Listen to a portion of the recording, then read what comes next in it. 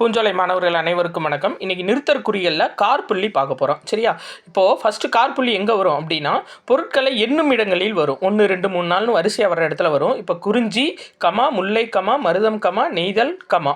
சரியா? அப்போ காற்புள்ளி அப்படின்றது என்ற இடத்துல வரும். இன்னொன்று கடிதத்தில் விழிச்சொற்களுக்கு முன். இப்போ பாருங்கள், அன்புள்ள நண்பா அப்படின்றது விழிச்சொல். அப்போ கடிதத்தில் விழிச்சொற்களுக்கு முன் வரும்.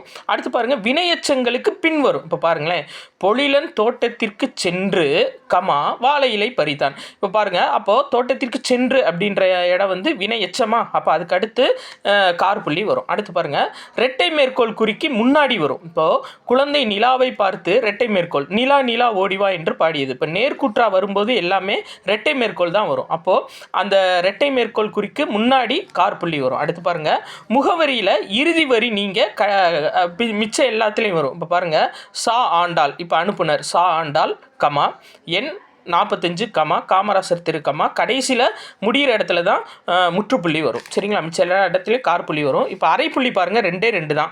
அதாவது எழுவாயில் பல வாக்கியங்கள் தொடரும் இடத்துல வரும். இப்போது ஒரே லைன் இருக்குது, இதில் நிறைய வாக்கியங்கள் தொடருதுன்னா அங்கே வரும். இப்போ கரிகாலன் படையெடுத்து சென்றான், அரைப்புள்ளி. சரியா? கனக விசயருடன் போரிட்டான். அப்போ கரிகாலன் படைத்து சென்றான் ஒரு வாக்கியம், கனக விசயருடன் போரிட்டான், ரெண்டுக்கும் நடுவில் அரைப்புள்ளி வரும். இன்னொன்று, உடன்பாடு எதிர்மறை கருத்துகள் ஒன்றாக சேரும் இடத்தில் வரும். இப்போ நல்லவன் வாழ்வான், தீயவன் தாழ்வான். இதுதான் அரைப்புள்ளி வர்றதுக்கான இடங்கள். நன்றி.